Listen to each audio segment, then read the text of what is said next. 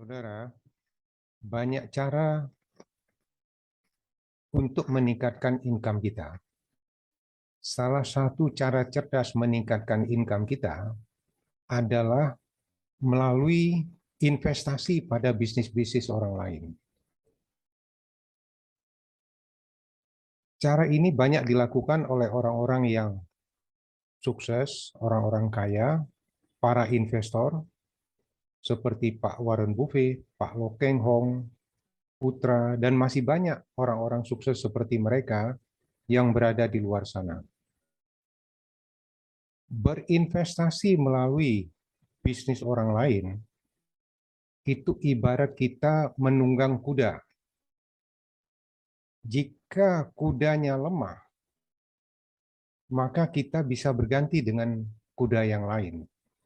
Begitu juga dengan perusahaan. Jika perusahaan di mana kita berinvestasi mengalami penurunan prestasi, maka kita dengan mudah berganti ke perusahaan-perusahaan yang lain. Itulah yang harus kita lakukan, sehingga goal-goal kita di masa depan itu dapat kita capai setahap demi setahap dengan cara yang benar. Di video berikut ini saya akan sharingkan beberapa cuplikan materi training-training yang akan saya sharingkan. Anda bisa ikuti di dalam video berikut ini. Menurut Pak Warren Buffett, jika kita tidak bisa menemukan cara mencari rezeki sambil kita beraktivitas atau sambil kita berada dimanapun, maka kita akan harus bekerja sampai kita mati.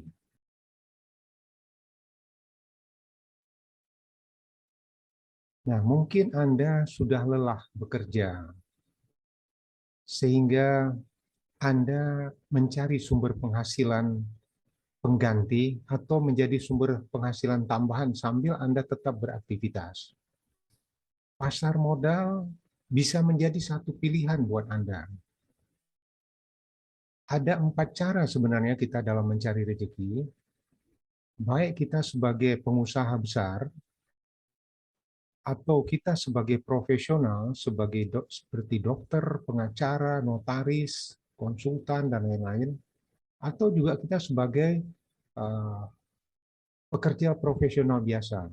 Semua orang dari berbagai profesi ini, ujung-ujungnya mereka ingin menjadi investor, yaitu sebagai pemilik satu usaha yang dapat menjamin sumber penghasilannya secara rutin di masa yang akan datang. Nah, ada 2 materi pelatihan yang saya siapkan untuk mendapatkan profit, ya, baik dalam kondisi krisis ekonomi maupun dalam kondisi ekonomi normal. Nah, ini tentu berbeda caranya, ya. Kalau dalam posisi ekonomi normal, kita bisa menggunakan strategi panjat tebing, ya. Nah, bagaimana strategi panjat tebing ini nanti akan saya sharingkan. Dan kalau dalam kondisi ekonomi krisis, kita menggunakan strategi rezeki durian runtuh. Nah, ini akan berbeda caranya. Oke.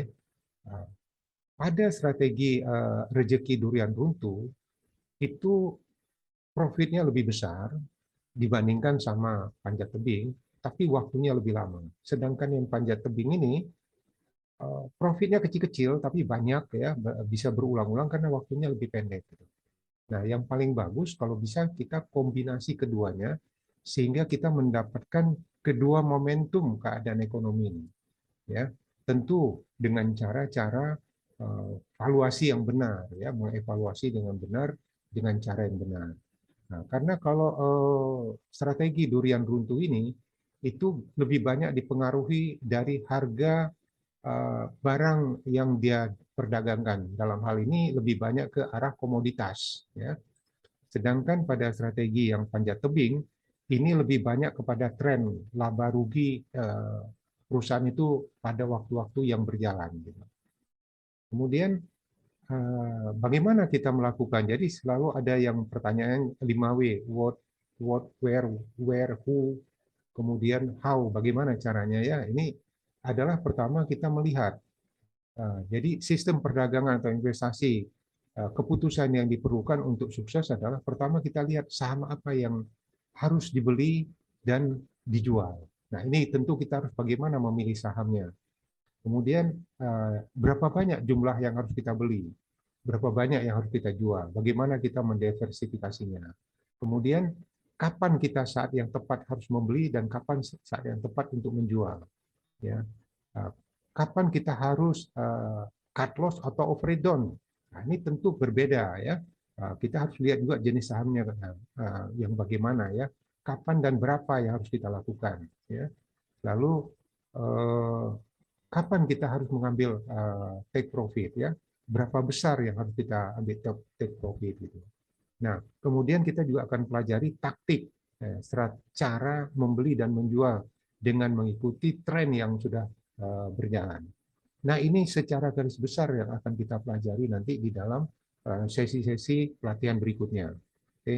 Di dalam review webinar yang akan datang, saya akan memberikan sedikit contoh dari materi tersebut ya, ringkasan daripada strategi rezeki durian runtuh yang berisi bagaimana menentukan saham yang turun 50% ya, bagaimana menemukan saham yang turun 50% pada perusahaan-perusahaan yang bagus ya. Nah, umumnya memang terjadi penurunan harga saham pada perusahaan yang bagus itu kalau terjadi krisis ya, krisis ekonomi tahun 98, krisis subprime mortgage tahun 2008, krisis pada saat COVID kemarin ya. Nah, ini harga perusahaan-perusahaan yang bagus akan turun di sini ya. Nah, kalau dalam ini kan menentukannya kan kita nggak tahu berapa lama kita harus menunggu ya, kapan momentumnya kita nggak tahu, tapi kita harus siap. Nah, dalam kondisi normal kita masih bisa menemukan saham-saham yang berfluktuasi seperti ini. Ini contohnya PTBA ya, Bukit Asam ya. Nah, kenapa ini bisa terjadi? Karena harga komoditasnya naik turun ya. Jadi harga komoditas itulah yang menentukan harga naik turunnya saham tersebut karena menentukan laba rugi daripada perusahaan itu. Jadi kita bisa cari perusahaan-perusahaan yang berusaha di bidang batu bara, mungkin ada minyak bumi, bisa juga bahan baku tambang seperti nikel, ya, kemudian CPO, kemudian pulp and paper, ya, bahan baku kertas, mungkin juga ada karet, ya, semua hasil alam. Nah, kalau di luar komoditas itu tidak bisa berfluktuasi seperti ini, kita agak sulit. Tapi bukan berarti nggak ada. Mungkin saja ada corporate action atau ada gangguan di internal perusahaan. Nah, itu bisa terjadi, gitu ya. Nah, itu yang harus kita cari. Gitu. Nah, ini contohnya ya, kalau harga komoditas batu bara. Lihat di akhir-akhir ini ya, dari awal tahun 2021 sampai sekarang September 2022, harga komoditas batu bara itu naiknya sudah dari 40 tadinya ya menjadi 400-an. Jadi berarti apa? 10 kali naiknya. Nah, ini mempengaruhi labanya perusahaan tersebut. Yang begini-beginilah yang kita cari. Inilah yang dikatakan durian runtuh gitu ya. Karena rezekinya ini luar biasa gitu. Kemudian kita harus mencari indikator kuncinya bagaimana? Bagaimana kita menemukan indikator kunci dengan mudah, cepat dan akurat ya. Nah, ini salah satu contohnya. Pada saat kita membeli, beda indikatornya dengan saat kita menjual ya. Jadi ini salah satu contoh secara garis besar. Bagaimana price to book value-nya, bagaimana DER-nya, bagaimana ROE-nya ya. Rutin bagi dividen apa enggak, itu salah satu indikator ya. Kapan kita harus breakdown ya. Kemudian kalau kita jual harus bagaimana posisinya. Ini nanti akan saya jelaskan di dalam pertemuan berikutnya. Kemudian bagaimana kita menemukan atau menseleksi saham-saham yang bagus, indikator-indikator yang bagus. Kita tidak perlu lagi melakukan seperti manual yang dilakukan oleh Pak Rocky Hong. Sekarang dengan adanya teknologi, begitu cepat kita bisa mencari, dalam hitungan detik kita sudah menemukan gitu ya. Nah, ini juga begitu, melihat angka begini kan lebih sulit. Nah, ada cara yang lebih mudah, yaitu kita menggunakan tren grafik. Ini jauh lebih gampang, lebih cepat gitu. Ya, nanti akan saya jelaskan bagaimana ininya selanjutnya. Nah, kemudian timing, kapan saat kita membeli saham, kapan kita menentukan take profit-nya, ya. Nah, di sini ada lagi kita caranya yang lebih mudah, ya. Ya, ini salah satu contoh. Di siklus kedua misalnya, kapan harganya sudah mencapai puncak, indikasi-indikasi apa aja nanti akan kita pelajari lebih detail. Nah, kapan kita harus menjual, gitu ya. Nah, setelah kita lakukan siklus itu, pembelian menurut urutan itu, kita bisa buat satu tabel. Ya, misalnya beli tahap 1, 2, 3, dijual tahap 1, 2, 3 sampai 4. Nah, masukkanlah data ini, lalu kita akan peroleh berapa di akhir periode, berapa banyak kita peroleh labanya. Ini yang kita mau lakukan. Oke? Nah, jadi secara garis besar, isi daripada semua yang saya ceritakan di depan adalah menyangkut semua yang tertera di dalam skema ini. Jadi kita bagaimana agar kita bisa sukses, kita harus melakukan persiapan di internal kita bagaimana, kemudian kondisi eksternal itu bagaimana, termasuk makro mikro ekonomi, keadaan cuaca, gangguan kesehatan, stabilitas politik, ya, perubahan teknologi, kebijakan perubahan kebijakan peraturan pemerintah, kurs terhadap rupiah bagaimana. Nah, ini semua akan kita pelajari nanti. Oke. Nah, kita akan melakukan juga studi kasus supaya kita bisa melihat apa teorinya, bagaimana prakteknya, gitu ya. Nah, ini salah satunya ICBP atau INDF, ya. Nah, atau juga kita bisa pelajari mengenai saham bumi, ya. Atau kita juga bisa pelajari tentang saham ADMR. Nah, mungkin juga ini bisa kita pelajari nanti INKP, yang juga cukup menarik, gitu ya. Nah, ini semua bisa kita pelajari, nanti kita akan berikan contoh-contohnya, sehingga pada saat kita melakukan, bisa kita praktekkan langsung. Semua hal ini akan kita pelajari di dalam pertemuan-pertemuan berikutnya. Nah, khususnya untuk yang strategi panjat tebing, kita akan lebih memperdalam adalah taktiknya. Ya. Kalau yang lain-lain di atas ini mungkin kita bisa belajar di sesi pertama, tapi kalau yang taktik ini memang harus banyak praktek gitu. Begini kan.